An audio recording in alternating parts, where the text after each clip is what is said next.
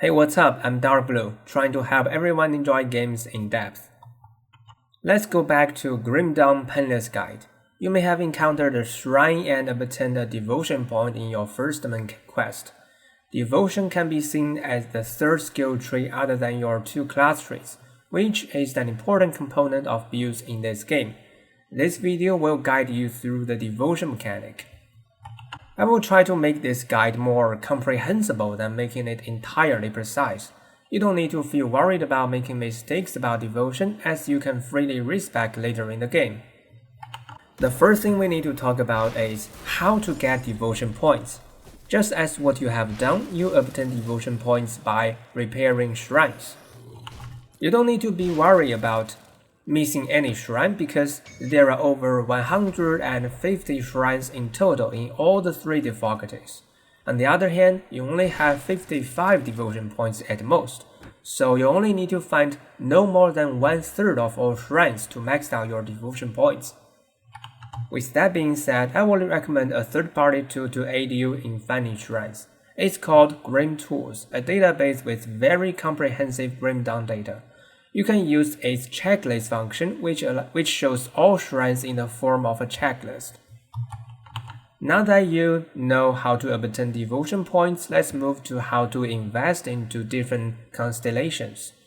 These nodes in the devotion tree can give you all kinds of bonuses, and if you are interested in a certain bonus, make use of the searching function. Let's see an example with my character. He's a Vitality Boon Harvest Ritualist, so I'm interested in Vitality damage bonus.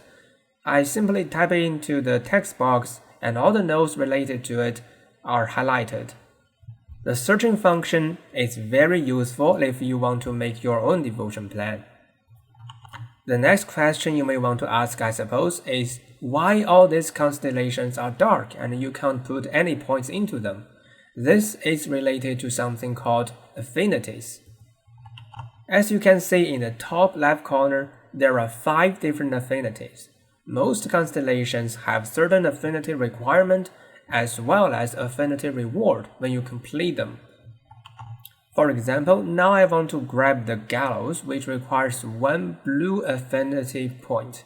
So I need to first put 1 point in the crossroads in the center to get 1 blue affinity point to unlock Gallows. After I complete the entire Gallows constellation, I will be rewarded with more affinity points to unlock more constellations. There's also a trick to save some devotion points, which might be the only trick in the devotion system. As you can see, Gallows require only 1 blue affinity point and it rewards 5 upon completion. So I can undo the points spent in Crossroads after completing Gallows, letting it satisfy its own requirement. This can help you spend less devotion points so that you can unlock more constellations. With all the basic tools and rules explained, it's time for a general principle to guide you to make your own devotion plan. Again, don't feel any worried about making mistakes early, as you can respec the entire devotion tree later.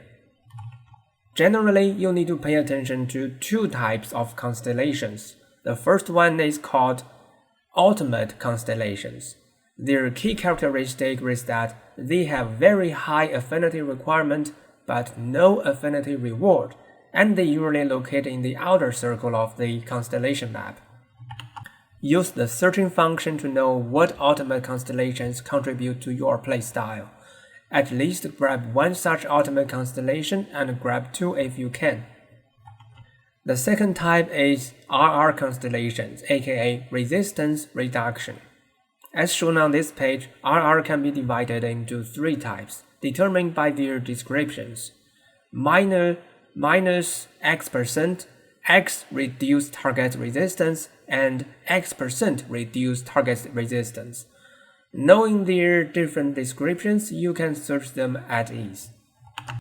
Let's see the example of my Vitality build. I need to first locate the ultimate constellation for Vitality by typing in Vitality damage. Then I find 1 minus X% constellations for Vitality to be one ultimate constellation itself, which in fact is a very rare case. I also make my mind about one X-reduced constellation. There are quite a few of them to choose from, and Revenant seems suitable as it also gives me Vitality damage bonus. X-reduced effects don't stack, so there's no need to grab multiple constellations of it. There's no X% reduced constellation for Vitality, so let's skip this part. With my target constellation set, now I can know the total affinity requirement. Then I need to unlock smaller constellations to gradually meet this requirement. Remember to use the trick I talked about just now to save some points. There's one more thing to mention, which is related to red big stars such as this one. These nodes need to be bound to a certain skill, otherwise they won't work at all. So after unlocking such nodes, don't forget the binding. You can follow my example to make your own devotion plan. With the introduction done, we've covered both class skills and devotion skills. We know that any RPG is usually comprised of skills and gears, so it's time for gears. In the next video, we'll be talking about monster infrequencies, a very useful type of gears in Grim Dawn. If you want to play games into depth together with me, don't forget to like and subscribe. Thanks for watching, see you around.